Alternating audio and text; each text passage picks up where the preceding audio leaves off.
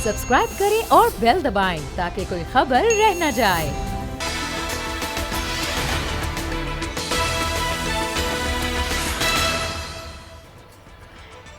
अस्सलाम वालेकुम, मैं हूं फैसल अजीज खान। पाकिस्तान का नंबर 1 बैट्समैन बाबर आजम एक ज़माने में बॉल पिकर था। वो बॉल पिकर जो शॉट लगती थी, चौका छक्का लगता था, ग्राउंड से बाउंड्री से बाहर बॉल जाती थी तो वो बॉल पिक करके वो बच्चा अंदर ग्राउंड में फेंकता था। वो आज पाकिस्तान का कप्तान है और उसी टीम के ख़िलाफ़ कप्तानी 26 तारीख को करेगा जिसके ख़िलाफ़ बॉल पिकिंग किया करते थे वो। इस पर मैं एक स्पेशल रिपोर्ट आपको दिखाऊंगा कि पाकिस्तान में बच्चे जो बॉल पिक करते हैं उन इतने टैलेंटेड होते हैं कि पाकिस्तान टीम के कप्तान भी बन सकते हैं। इस पर एक रिपोर्ट होगी। एक अजीब सा मामला है, इस मुल्क में पता नहीं चलता महंगाई क्यों होती है और कौन इसके पीछे होता है। हम चीनी के प्राइस को कम देखते हैं और फिर बहुत ज़्यादा देखते हैं, आटे के प्राइस को बहुत कम देखते हैं और फिर बहुत ज़्यादा देखते हैं। कोई डिमांडेड सप्लाई की बात कर देता है, कोई कहता है माफिया पीछे लगी हुई है, इमरान खान साहब कहते हैं माफिया है, फिर वो खुशखबरी देते हैं और फिर चीनी महंगी हो जाती है, फिर आटा महंगा हो जाता है, फिर शॉर्टेज हो जाती है। ये चक्कर है क्या और ये क्यों हैंडल नहीं हो रहा? जब हमारे पास सारे मैकेनिज्म पूरे हैं तो ये हैंडल क्यों नहीं हो रहा? कहाँ पर बीच में गड़बड़ है? आम आदमी, आम ताजिर, आम बिजनेसमैन शुगर के प्लांट्स क्यों नहीं लगा सकता? आखिर ये बड़ी बड़ी फैमिलीज ही शुगर मिल्स क्यों लगाती हैं?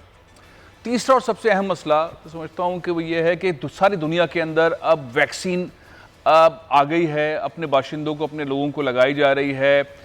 हम यूरोप को देखें, हम अमेरिका को देखें, हम मिडल ईस्ट में देखें, तकरीबन दुनिया के अंदर हुकूमतें यही काम कर रही हैं। अपने लोगों को, लीडर्स खुद फुटेज जारी कर रहे हैं कि उन्हें वैक्सीन लग रही है, उसके बाद एक प्रोसेस चल रहा है, सारी दुनिया के अंदर वैक्सीन लग रही है और वैक्सीन अब अवेलेबल है।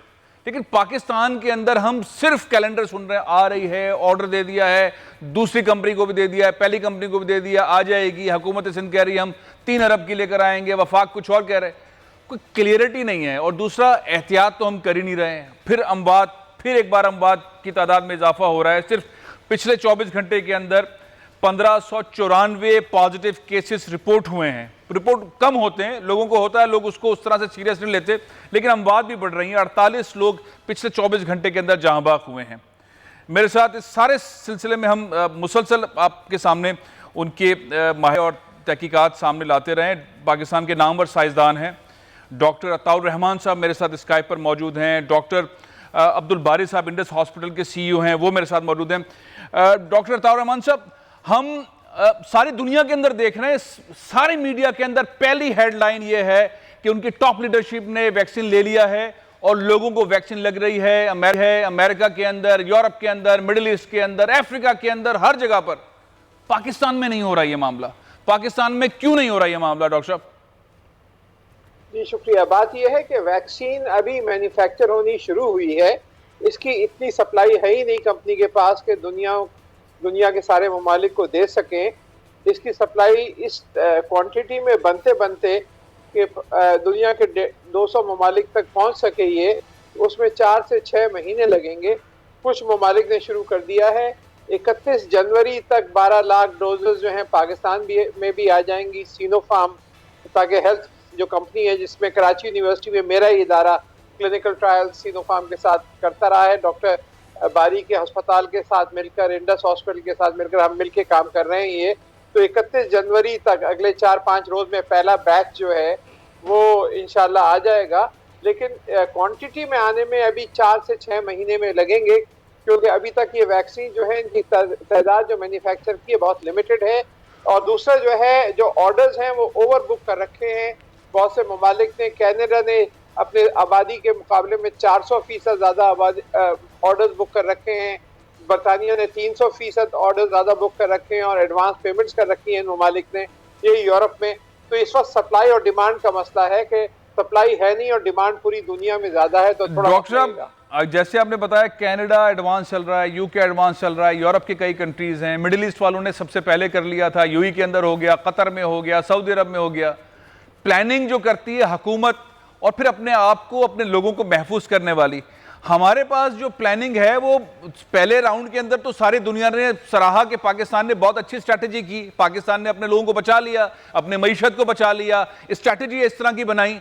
ये ऑर्डर देने में पाकिस्तान पीछे क्यों रह गया? ये 12,000 अब आएंगे और हम लाइन में लगे रहेंगे 200 मुल्कों के साथ, हम भी कहीं पे 188वीं लाइन में होंगे कि भाई हमारे पास जून जुलाई में आएंगी।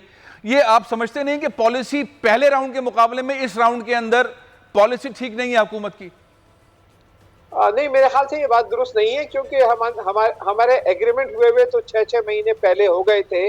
कैंसिनो बायो से भी एग्रीमेंट हुआ है, तो तरजीही बुनियाद पे देंगे, और सीनोफार्म के साथ भी हुआ है, तो एग्रीमेंट तो 6 महीने पहले कर लिए थे जी। और यही कंपनियां जो है ये क्लिनिकल ट्रायल भी पाकिस्तान में कर रही हैं, और इन्हीं के बैचेस आने इसी में से, जैसे मैंने कहा, कि शुरू हो जाएंगे। अच्छा। लेकिन सप्लाई लिमिटेड है, तो इस वजह से ठीक है बड़ी क्वांटिटी में अभी तक नहीं आ पाएंगे। इसमें आपको 4 महीने 6 महीने लगेंगे। मैं डॉक्टर बारी को भी, डॉक्टर अता साहब, मैं डॉक्टर बारी खान को भी प्रोग्राम में शामिल करता हूँ। डॉक्टर बारी खान, आपका हॉस्पिटल मिसाली है, आपका काम भी मिसाली है, आपकी वजह से सिंध गवर्नमेंट ने बहुत बेहतर डिसीजंस लिए। आप मुसलसल इस सारे सिनेरियो के अंदर साथ साथ हैं और हम आपको मुसलसल आपके ज़रिए लोगों को आगाह करते रहें कि इस कोविड वाले मामले में स्ट्रैटेजी क्या है। इस वाले मरहले के अंदर हुकूमत सिंध ने ऐलान किया है कि 3 अरब की वैक्सीन वो खरीद रहे हैं। क्या स्ट्रैटेजी है? आप अब भी सिंध हुकूमत के साथ मिलकर काम कर रहे हैं और वो जो परचेजिंग का मामला है उसको देख रहे हैं, उस टीम का हिस्सा हैं? डॉक्टर बारी खान, अभी इस वैक्सीन में तो हम लोग नहीं हैं, क्योंकि ये वैक्सीन का पहले जो कोरोना इमरजेंसी फंड था जो कि कोरोना के लिए था, उसमें तो हम लोग अलग पूरी प्रोक्योरमेंट में थे हम लोग जी।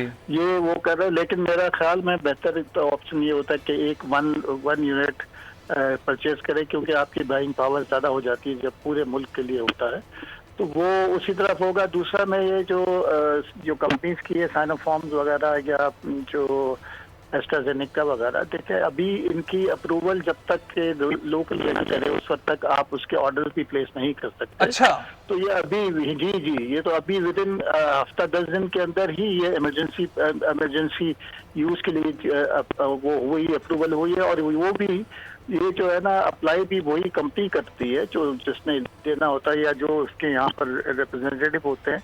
तो अभी आज मेरे ख्याल में कल जो है ना वो रशियन वैक्सीन को भी मिल गया है। तो इस वक्त अभी जो अवेलेबल हैं वो, और मेरे ख्याल में फाइजर वगैरह ने शायद अभी अप्लाई ही नहीं किया है, और ना मॉडर्ना ने अप्लाई किया है यहाँ पर। तो लोकल एजेंसी से जो है ना ड्रग रेगुलेटरी अथॉरिटी से अप्रूवल जब तक नहीं होगा तो ये इस मुल्क में आ नहीं सकती है।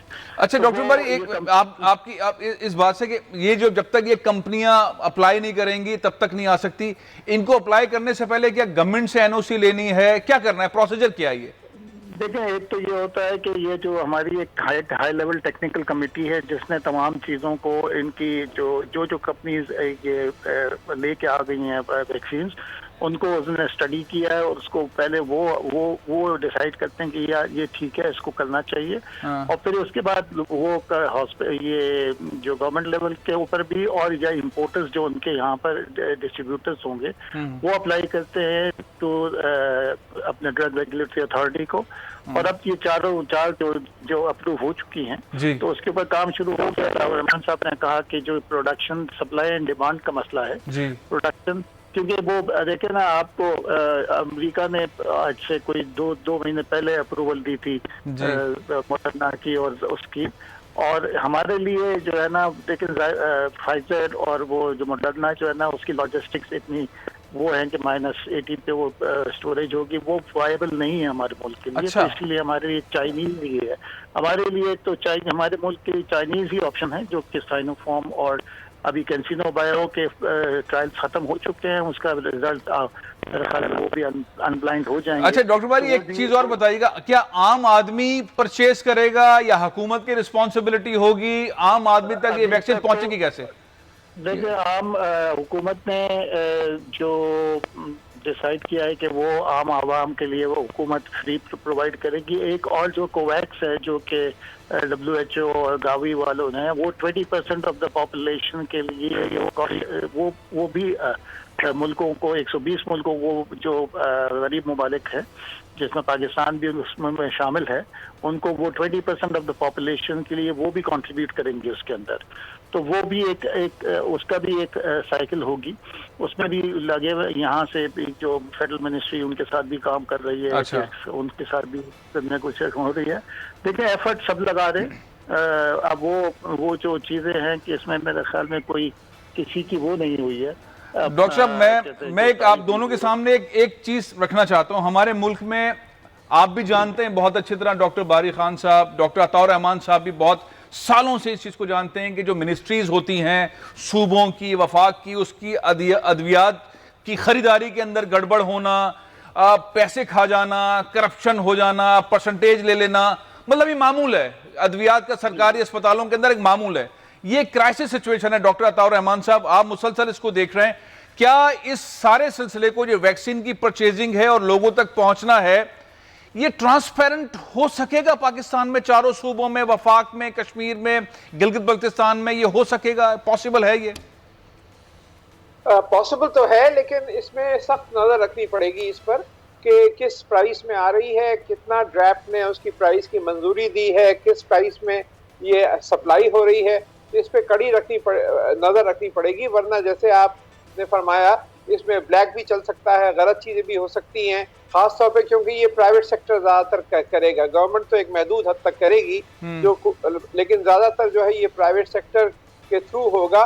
जो प्राइवेट सेक्टर के एजेंट्स हैं वो इंपोर्ट करेंगे, वही परमिशन लेंगे। जैसे बारी साहब ने फरमाया, डॉक्टर बारी ने, कि उसकी परमिशन ड्राफ्ट से लेनी होगी और फिर जब वो सप्लाई होगी तो क्या दाम मंजूर होते हैं और किस दाम में एक्चुअली मार्केट में मिलती हैं। इसमें यकीनन ब्लैक हो सकता है, बहुत सी करप्शन भी चल सकती है, तो इस पे सख्ती से नजर रखनी पड़ेगी। डॉक्टर साहब, आप इसका मतलब आप ये कह रहे हैं कि मार्केट में होगी और मार्केट में लोग जाके खरीदेंगे? जी हाँ, इसके अंदर दोनों किस्म के सूरत हाल होगी। एक तो फ्री में दी जा रही होगी लोगों को जो हुकूमत ने मंगाई होगी, और एक जो है ये कमर्शियली जो लोग कंपनियां मंगाएंगी, यहाँ लोकल एजेंट जो सप्लाई करेंगे लोकल कंपनीज के थ्रू, वो जो है वो आप खरीद सकेंगे जाके। अच्छा डॉक्टर साहब, आपके अंदाजे के मुताबिक इसकी एक वैक्सीन की प्राइस क्या हो सकती है? ये डिपेंड करेगा, अलग अलग कंपनियों की अलग अलग प्राइसेस हैं। मेरा अंदाजा है कि ये जो एक डोज है वो 3,000 रुपए से 10,000 रुपए के दरमियान इसका वेरिएशन होगी। डिपेंड करेगा कि किस कंपनी से मंगाते हैं। बहुत सी कंपनियों के प्राइसेस ज़्यादा हैं और कुछ कंपनीज की प्राइसेस कम है, तो ये नेगोशिएशन के ऊपर भी है और इसके ऊपर भी है कि आप किस कंपनी से मंगा रहे हैं। अच्छा डॉक्टर बारी साहब, आप बहुत सारे मामला सिंध हुकूमत के पहले राउंड के अंदर देखते रहे। मैं चूंकि बहुत ग्राउंड पे प्रैक्टिकल चीज़ें कई सालों से देख रहा हूं कि अस्पताल का सामान या अद्वियात को खा लेना मामूल की बात है। कमीशन यूं करके लेते हैं, सरकारी दवा आती है और मेडिकल स्टोर पे बिक रही होती है, ये मतलब मामूल है, इसमें कोई इंकशाफात नहीं कर रहा। ये 3 अरब रुपए सिंध हुकूमत ने मुख्तस किए हैं कि हम सिंध के अंदर ये वैक्सीन लेकर आएंगे। आपने कोई तजवीज़ दी है कि इसको ट्रांसपेरेंट रखा जाए? ये 3 अरब रुपए मतलब इस शकूक शुबात हैं, ये कैसे होगा, कैसे पॉसिबल होगा कि ये बिल्कुल ट्रांसपेरेंट रहे? डॉक्टर बारी साहब देखें, इस पे आप मेरे ख्याल में आप लोगों की नज़र बहुत है, मीडिया की भी नज़र है। अगर आपने देखा हो, अब पिछले दिनों एक हफ्ते के अंदर ही ये एस्ट्राजेनेका की एक कुछ खबर आ रही थी कि $13 पे एक डोज होगी, $13 या $14, $12-13 के ऊपर। लेकिन फिर नेक्स्ट डे किसी ने कहा, आपने मेरे ख्याल में किसी एक अखबार में मैंने देखा था कि उन्होंने कहा कि जी नहीं, उन्होंने फिर जो SMS वाले हैं जो इनको इंपोर्ट करेंगे उनसे बात की। उन्होंने कहा कि हम गवर्नमेंट को हमने $6 से $7 की ये दी ऑफर। तो आप लोगों की भी नज़र, और फिर ड्राफ्ट में भी जो है ना एक कीमत ड्राफ्ट ने रखनी है और उसके ऊपर कंट्रोल होगा, क्योंकि उसी कीमत जब एक दफा वो कीमत मंजूर होती है ना, तो वो तो पब्लिक डोमेन में होती है, उनकी वेबसाइट पर लिखी भी होती है। तो उसमें उस चीज में करप्शन करना जरा मुश्किल होगा। और जो मेरे ख्याल में, और जो जैसे डॉक्टर साहब ने भी कहा कि डेफिनेटली इसके ऊपर कंट्रोल। एक और बात ये भी है कि ये जो नंबर्स, ये जो है ना जो डेटा शीट हेल्थ वर्कर्स की और उन सारी की डेटा NCOC लेवल पे भी इसके ऊपर, और जहाँ पर तमाम सूबे भी रिप्रेजेंटेशन देते हैं, अपने निज़ाम बनाया हुआ है जिसको चेक एंड बैलेंस भी होगा, जो कि नादरा से लिंक भी होगा। तो होपफुली अच्छा डॉक्टर बारिश साहब, आपने बिल्कुल अच्छा किया कि इसको ट्रांसपेरेंसी, असल में सबसे ज्यादा हेल्थ के शोबे में ट्रांसपेरेंसी की जरूरत है। एक अपॉर्चुनिटी है कि हम अपने हेल्थ के सिस्टम को एडवांस भी कर लें, ट्रांसपेरेंट भी कर लें, फंडिंग हो रही है, बहुत सारे काम हो रहे हैं, सारे दुनिया के अंदर हेल्थ का शोबा इंप्रूव कर गया है। क्या पाकिस्तान में कर गया नहीं कर गया, एक बहुत बड़ा सवाल है।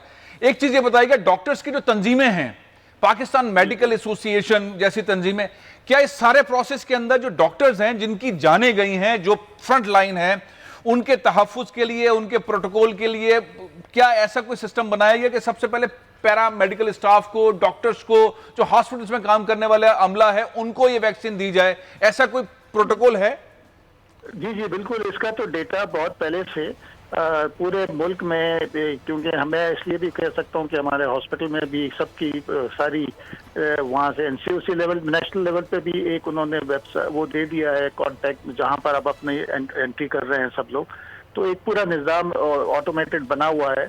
और फिर ये लोकल हेल्थ केयर कमीशंस भी जो है ना, सबसे तमाम हॉस्पिटल से उन्होंने अपनी वो मंगवा ली है, अपना हेल्थ केयर वर्कर्स की डिटेल्स सबके साथ एनआईसी नंबर के साथ। अच्छा, एक सॉफ्टवेयर बन गया है जिसके अंदर जैसे ही लगेगा उसमें वो हो जाएगा। अच्छा। तो कोशिश तो की गई है। और फिर ये गरीब लोगों के लिए एहसास प्रोग्राम के साथ तहत वो लोग भी उसको भी उसी मॉडल से कर रहे हैं कि जो लोगों को मिलेगा तो उसको पता लग जाएगा कि जिसको हो रही है। अच्छा डॉक्टर अतार रहमान साहब, एक बहुत इंपॉर्टेंट चीज, यूजुअली हम कोई दवा उठाते हैं, कोई वैक्सीन उठाते हैं, कोई भी इंजेक्शन लेते हैं, उस पर एक्सपायरी डेट लिखी होती है। ये चूंकि पहली बार मार्केट में आएगी, लोग इससे डरे हुए भी हैं, खौफ में भी हैं, अमवात भी हुई हैं, लोग बड़े डिप्रेशन में भी हैं। आपके ख्याल में क्या अब तक कुछ पता चल सका कि इस वैक्सीन को जब ये आ जाएगी पाकिस्तान में या कहीं पर भी अवेलेबल है, इसकी एक्सपायरी डेट क्या है? ये 2 साल तक अवेलेबल होगी, 1 साल तक अवेलेबल होगी, या कि 2, 10, 15, 20 दिन के अंदर इसको लगाना पड़ेगा? जी ये डिपेंड करता है किस कंपनी की है, लेकिन नॉर्मली मेरा ख्याल है कि इसमें 12 महीने की वैलिडिटी होगी। लेकिन ज्यादा परेशान कुन जो बात है मेरे लिए वो ये है कि ये वैक्सीन जो आ रही हैं, ये 60-70% एफिकेसी है इनकी, यानी कि 3 लोग लगाएंगे तो 2 लोगों के अंदर तो ये काम करेगी, एक में काम नहीं करेगी। अच्छा। तो ये जो है, ये इसके लोग अगर इससे जो लोग लगाएंगे वो समझेंगे हम महफूज हो गए। लेकिन इसका बिल्कुल बरक्स का इफेक्ट हो सकता है कि जिन तीनों में से लगाई और जिस पे काम नहीं किया वो समझे मुझे वैक्सीन तो लग गई, अब मैं जहां मर्जी आए जाऊं, मैं प्रोटेक्टेड हूं, वो प्रोटेक्ट नहीं होगा। ये तो बहुत खतरनाक बात है। एक बड़ा खतरनाक पहलू ये है, वैक्सीन के बावजूद आपको एहतियात सख्ती से रखनी है, वरना ये और फैलेगा। दूसरा जो खतरनाक पहलू है कि ये म्यूटेट कर रहा है, और ये बड़ा सवालिया निशान पैदा हो गया है कि ये वैक्सीन जो है, जो नए म्यूटेटेड फॉर्म में आ रहे हैं, उनके खिलाफ कितनी इफेक्टिव है। क्योंकि जो पुराना वायरस जो शक्ल थी उसके खिलाफ तो 60, 70, 80, 90% तक इफेक्टिव थी, लेकिन नए वायरस की शक्ल के खिलाफ किस हद तक इफेक्टिव है, ये भी बड़ा सवाल है। तो इसलिए एहतियात जरूरी है, इसका मतलब है हर सूरत में एहतियात जरूरी है। एहतियात जरूरी है। बहुत बहुत शुक्रिया डॉक्टर अतार रहमान साहब, बहुत बहुत शुक्रिया डॉक्टर अब्दुल बारी। एहतियात जरूरी है। ये पाकिस्तान के 2 अहम तरीन शख्सियात जो कि मुसलसल इस चीज के ऊपर नजर रखे हुए हैं, बात घूम फिर कर वहीं आती है, एहतियात जरूरी है, बहुत एहतियात जरूरी है। एक और मामला है जिसका मैंने जिक्र किया था, हम महंगाई पर कंट्रोल नहीं कर पाते, चीजें उस तरह से बैलेंस नहीं हो पाती। जुबैर मोतीवाला साहब हमारे साथ मौजूद हैं, मुसलसल बिजनेस कम्युनिटी के लिए आवाज उठाते रहते हैं, मसाइल के लिए उठाते रहते हैं। अस्सलाम वालेकुम जुबैर साहब, बड़ा मामला यह है कि हम पाकिस्तान में यही तय नहीं कर पाते हैं, हुकूमत एक बयान देती है कि हमने करप्शन को रोकने के लिए, बीच वाले पार्टी को रोकने के लिए, चीनी के भाव, आटे की कीमत, इसके लिए हमने ये कर दिया, लेकिन फिर चंद रोज के बाद दोबारा से वही सूरत हाल हो जाती है। बिजनेस कम्युनिटी के साथ भी वादे उसी तरह से होते हैं, उसके बाद दोबारा से नॉर्मल सूरत हाल हो जाती है। हम मुस्तकिल बुनियादों पे सॉल्यूशन की तरफ जाके खड़े होकर रुक कर डिलीवर क्यों नहीं करते? जुबैर मोतीवाला साहब, देखिए बात यह है कि सारा मैकेनिज्म जिसकी आप बात कर रहे हैं, महंगाई की, ये सारा सप्लाई एंड डिमांड पर डिपेंड करता है। अगर आपकी डिमांड ज्यादा है और सप्लाई कम है तो कभी भी आप उस महंगाई को रोक नहीं सकते, क्योंकि हर जगह जो है होल्डर्स होते हैं, ये जो जखीरा अंदोज जिसे आप कहते हैं, वो और माल को उसको रोकते हैं और आगे उसको जो है ना, जब तक दाम नहीं बढ़ते बेचते नहीं। ये जो मिडिल मैन का रोल है ये, और जो ये इंडस्ट्रियलिस्ट हैं जो भी हैं, प्रॉब्लम ये है कि हमारे यहाँ कि हम अपनी सप्लाई की जो हमारी रिक्वायरमेंट है उसको अभी तक गवर्नमेंट लेवल के ऊपर डिटरमिन नहीं कर सके क्या ये अभी तक हमें नहीं पता कि भाई क्या चाहिए, वीट के अंदर हमें चाहिए कितना, पॉपुलेशन की जहाँ गिनती ठीक ना हो, कराची के अंदर हम तो दोबारा इसकी गिनती होगी और ये 1.25 करोड़ की उन्होंने आबादी की है हमारे हिसाब से वो 3 करोड़ की है, जी। तो आपकी सप्लाई एंड डिमांड का मैकेनिज्म कैसे काम करेगा? मुझे जो नजर आता है वो ये है कि जो हमारे डेटा है वो बिल्कुल ठीक नहीं है। गवर्नमेंट को डेटा को ठीक करने की जरूरत है। जब तक वो डेटा ठीक नहीं होगा, जब तक नहीं होगा। इसके बाद देखें ग्रोअर की सेटिस्फैक्शन। तो दूसरा बड़ा पहलू है वो ये है कि आप गन्ने को जो काशिक, उनको जब तक उसकी मुनासिब कीमत नहीं मिलेगी, जब तक उन्होंने जो खर्च किया है उसकी बुवाई पे, उसको ग्रो करने में, वो जब तक उनको उसका मुनाफे के साथ नहीं मिलेगा, ये जमीन कम से कम होती जाएगी, गन्ना लोग काश्त नहीं करेंगे। तो आपने जब यहाँ कीमतें बढ़ जाती हैं, वैसे भी आप बनाने पे रोक नहीं सकते, तो आपको चाहिए कि ग्रोअर को पूरी कीमत दें। इसी तरह से वीट सप्लायर को भी जो स्पोर्ट प्राइस है आपकी गंदम की, उसके ऊपर नजरसानी करनी जरूरी है। देखिए हमारे पास कल्टीवेबल लैंड में इतना कल्टीवेबल लैंड है कि मोहताज अंदाजे के मुताबिक पाकिस्तान के अंदर जो कल्टीवेबल जिसके ऊपर काश्त की जा सकती है वो इतना है कि हम जो है ना आधी दुनिया को फीड कर सकते हैं। आधी दुनिया को फीड कर सकते हैं। जुबैर भाई मेरे साथ रहिएगा, मैं एक न्यूज ब्रेक ले रहा हूं। एक बहुत इंपॉर्टेंट मामला यह है कि चीनी की मिल्स लगाने वाले ये चंद लोग ही क्यों हैं, आम बिजनेसमैन क्यों नहीं लगा सकता? जुबैर मोतीवाला साहब से भी गुफ्तगू करेंगे और इकरामुल्ला गौरी साहब भी मेरे साथ मौजूद होंगे, एक्सपर्ट हैं, इस मौजू पर बात करेंगे। मोनोपोली आखिर पाकिस्तान में है क्यों, इस ब्रेक के बाद।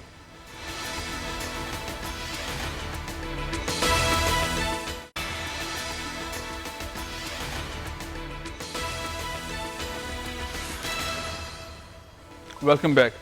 कहा जाता है पाकिस्तान में जो सालाना तौर पर चीनी की पैदावार है वो 50 से 60 लाख टन है और इतनी ही ज़रूरत है पाकिस्तानियों को।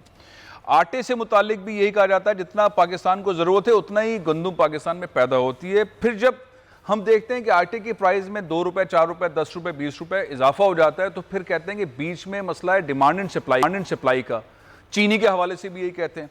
इमरान खान साहब के दौर के अंदर हमने एक बार नहीं कई बार सोचा, सुना, खुशखबरियां भी ले ली, अहकामात भी सुन लिए, पकड़ भी लिया, रिपोर्टें भी आ गई, लेकिन आम आदमी की जिंदगी में फर्क नहीं आ रहा। उससे महंगा आटा, महंगी चीनी, महंगी चीजें खरीदनी पड़ रही हैं। अब हुकूमती इजलास एक तरफ, जिन्होंने मिल्स लगाई हुई उनके मामला एक तरफ, इंक्वायरियां दूसरी तरफ, आम आदमी अपनी उस सैलरी के अंदर महंगी सी महंगी चीजें खरीद रहा है।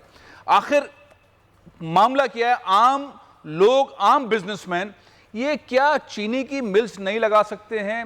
इसके लिए क्या है मुल्क में कानून?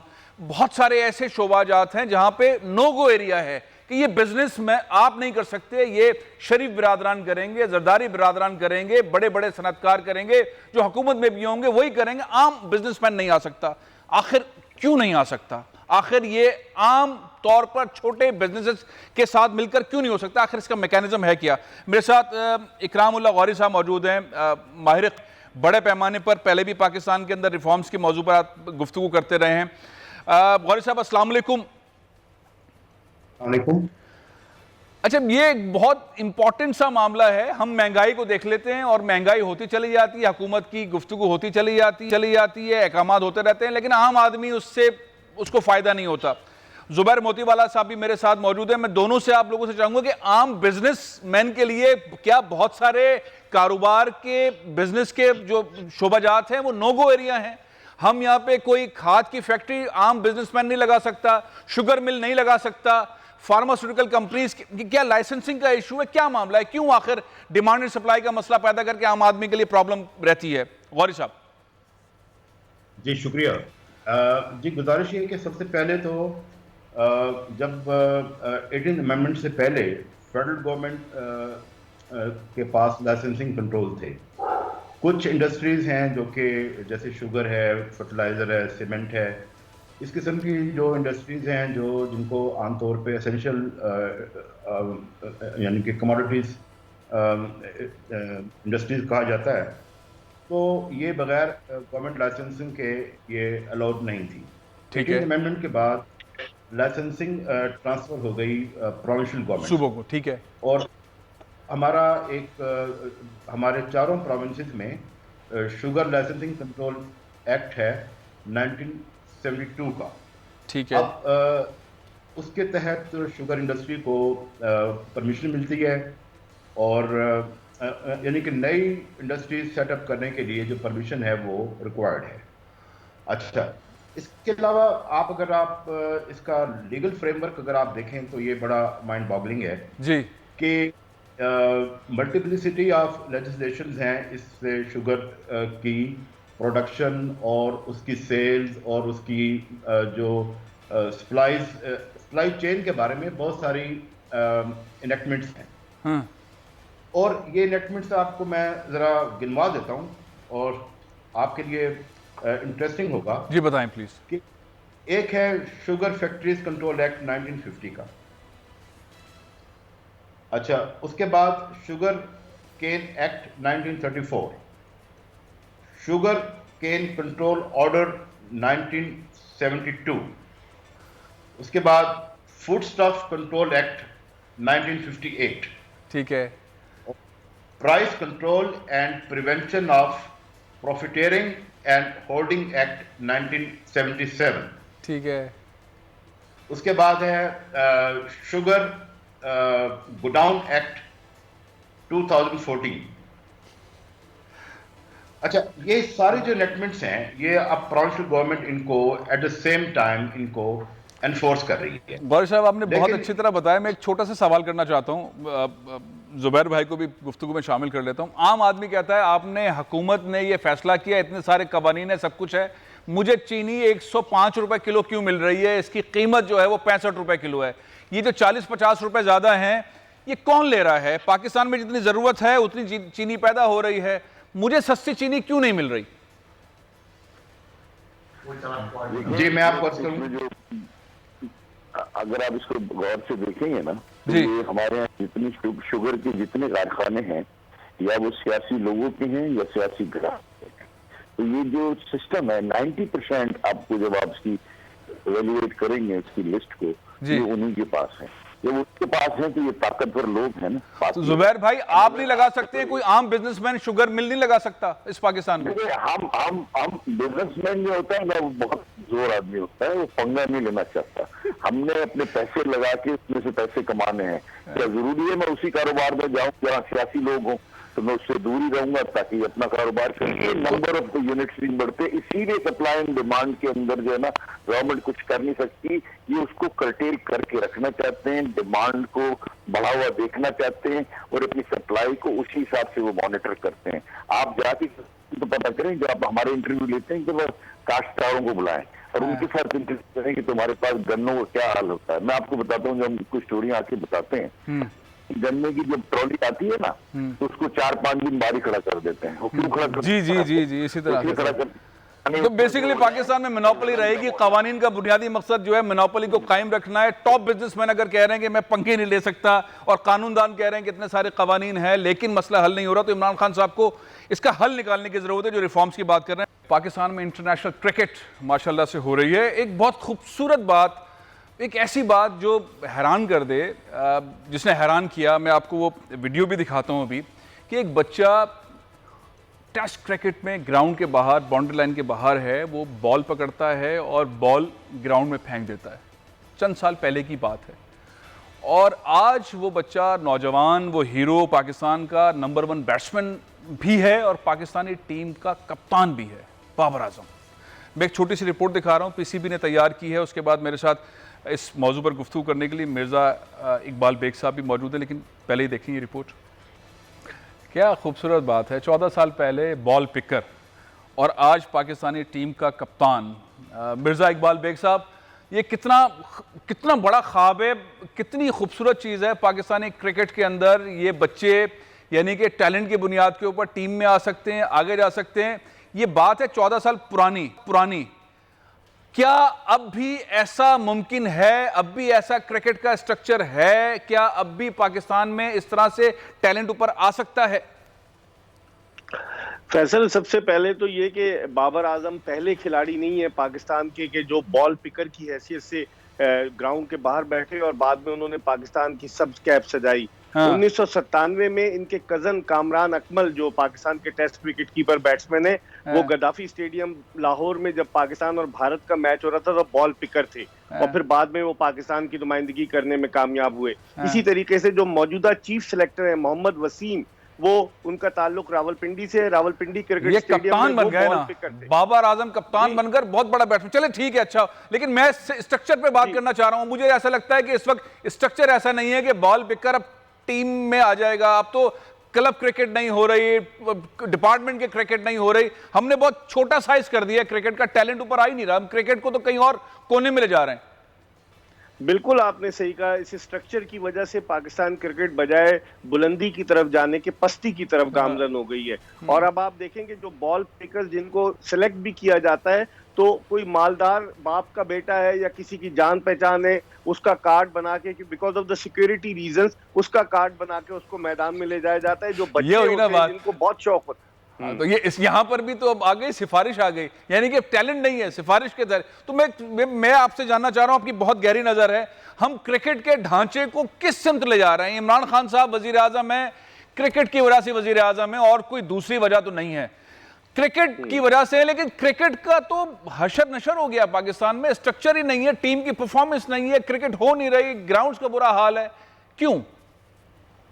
देखें, ये वजीर आजम इमरान खान की ख्वाहिश थी कि वो ऑस्ट्रेलिया के क्रिकेट के ढांचे को फॉलो करें और पाकिस्तान में लगाएं। हालांकि वो खुद ये भूल गए कि एक ज़माने में वो खुद भी PIA की जानिब से, इदारे की जानिब से क्रिकेट खेलते रहे।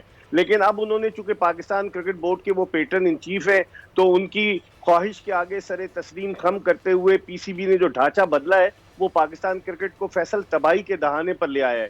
आप देखें कि क्लब लेवल की क्रिकेट बिल्कुल खत्म होकर रह गई है, रीजन्स मुअत्तल हैं। अगस्त 2019 में इस ढांचे को मुतारिफ कराया गया, अब तक सूबाई एसोसिएशंस के सुदूर का, उनके ऑफिशियल्स का ऐलान नहीं हो सका है। तो किस समत में जा रहे हैं? अगर हम 200-250 लड़कों तक क्रिकेट महदूद कर देंगे तो फिर पाकिस्तान क्रिकेट कैसे फ्लरिश करेगी, कैसे नया टैलेंट सामने आएगा? आप ऑस्ट्रेलिया से कंपेयर करते हैं, ऑस्ट्रेलिया की आबादी 2.5-3 करोड़ है, यहाँ 22 करोड़ से ज्यादा की आबादी है। 6 टीमों में आपने सिर्फ क्रिकेट को महदूद करके रख दिया है। मैं समझता हूँ इनको इस पर जो है दोबारा गौर करना होगा, असर नौ जायजा लेना होगा, वरना पाकिस्तान क्रिकेट में आप बिल्कुल सही कह रहे हैं, नया टैलेंट कभी भी नहीं आ सकेगा। अच्छा मिर्जा साहब, होता ही है कि चले गवर्नमेंट ने अपना खाका बना लिया, भाई ये कानून है, ऐसे होगा। प्राइवेट सेक्टर भी तो अपने तौर पे कर सकता है ना, कोई पाबंदी थोड़ी है, 144 थोड़ी लगा हुआ है कि आप नहीं खेल सकते, आप नहीं कर सकते। क्या ऐसा नहीं होता कि भाई गवर्नमेंट स्कूल भी है, प्राइवेट स्कूल भी है, गवर्नमेंट अस्पताल भी है, प्राइवेट अस्पताल भी है, खेल के शोबे के अंदर अगर हुकूमत ने कुछ कर दिया, PCB ने कुछ कर दिया, क्रिकेट तो पाकिस्तान की गली गली का खेल है, घर घर का खेल है, हम पाबंद क्यों हो गए PCB के कवानीन के? क्यों हमारे क्रिकेटर्स क्लब जो है वो खामोश होकर बैठ गए? देखिए, पाकिस्तान क्रिकेट बोर्ड ने बड़ी सख्त शराइत रखी है फैसल कि क्लब की रजिस्ट्रेशन के लिए, क्लब क्रिकेटर्स के लिए कि आपका अपना ग्राउंड हो, स्विमिंग पूल हो। ये तो अंग्रेजों वाला हिसाब किताब हमने रखा हुआ है। और आपने जो बात की प्राइवेट सेक्टर की, प्राइवेट सेक्टर कैसे आएगा? जो इदारे थे, अगर आप उनकी टीमें बंद कर देंगे, उनका इंटरेस्ट ये होता है, वो लाखों रुपए माहाना खर्च करते, उनका इंटरेस्ट ये होता है उनका नाम हो। अगर इदारों का नाम नहीं होगा, अब आप देखें ना, अगर इदारों का नाम नहीं होगा, कौन बेवकूफ है जो इतने पैसे लगाएगा? अच्छा, अब जरा सा आ जाते हैं, आप जरा सा टीम पर आ जाते हैं। टीम अनाउंस कर दी है और टीम खेलेगी। बाबर आजम साहब कप्तान हैं, मोहम्मद रिजवान नायब कप्तान हैं, सरफराज हैं, अजहर अली हैं, फवाद हैं, यासिर शाह हैं। हमारी टीम कैसी है आपके ख्याल में? 26 को क्या होने वाला है? रिप्ले होगा या परफॉर्म करेंगे, या होम ग्राउंड का कोई फायदा वायदा हो सकता है हमें?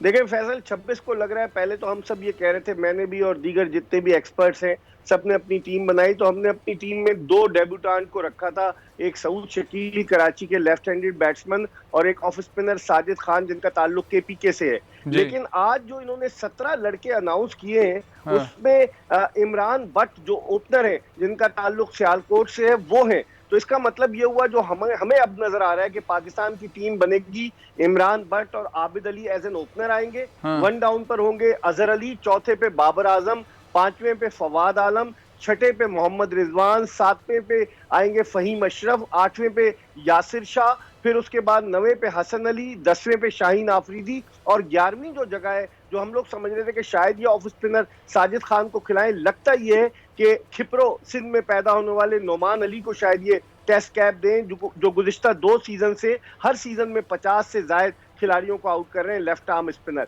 लेकिन हतमी टीम जो है वो मिसबाह उल हक और बाबर आजम बनाएंगे। अब देखें क्या होता है। अच्छा, अब ये टीम आपने टीम बताई, मेरे ख्याल है 19-20 होगी, लेकिन 99% आप जो बताते हैं टीम वैसे ही आती है, वही खेलेगी। क्या सलाहियत है इस टीम के अंदर मैच ड्रॉ करने की? जीतने का तो मैं बात डिस्कस नहीं कर रहा, परफॉर्मेंस बड़ी पुअर है, टीम बड़ी अंडर प्रेशर है, ड्रॉ करने में कामयाब हो जाएगी या जीतने का चांस भी है?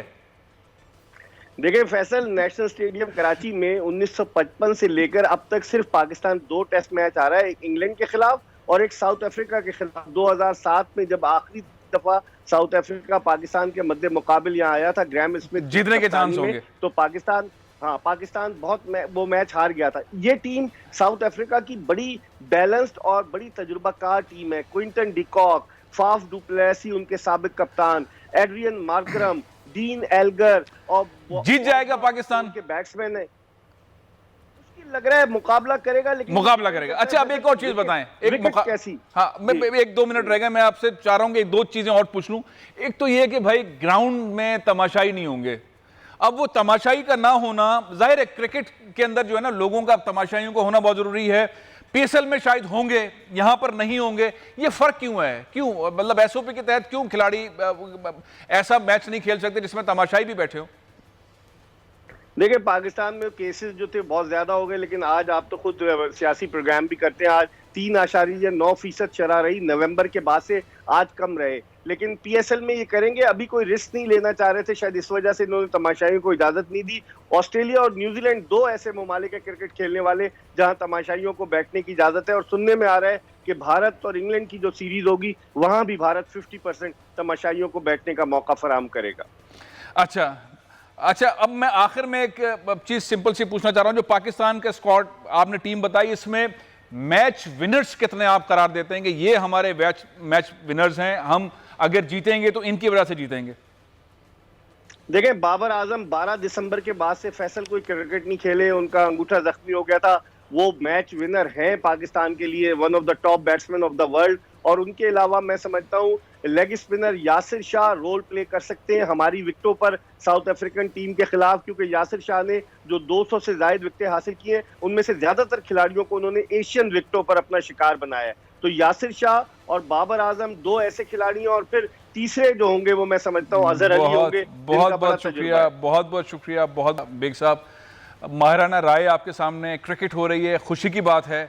पाकिस्तान में क्रिकेट का स्ट्रक्चर तबाह है, गली मोहल्ले क्लब्स के अंदर क्रिकेट नहीं हो रही, टैलेंट ऊपर नहीं आ रहा। हम एक तरफ इंटरनेशनल क्रिकेटर्स को यहाँ मधु कर रहे हैं, क्रिकेट खेल रहे हैं, टैलेंट ऊपर नहीं आ रहा। बड़े लिमिटेड लोग हमारे सामने जो टीम के अंदर परफॉर्म वाली सूरत हाल में होंगे। प्रोग्राम खैर मैं यहाँ ख़त्म कर रहा हूँ। इमरान खान साहब के लिए फिर एक और पैगाम छोड़ा जाता हूँ कि पाकिस्तान की आबादी के हिसाब से क्रिकेट का स्ट्रक्चर होना चाहिए, क्रिकेटर्स को सामने आगे आना चाहिए। पाकिस्तानी क्रिकेट से बहुत प्यार करते हैं, इसलिए इस खेल के फ़रोग़ के लिए इक़दाम की ज़रूरत है।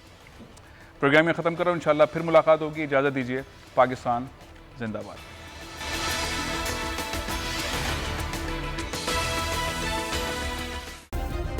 सब्सक्राइब करें और बेल दबाएं ताकि कोई खबर रह न जाए।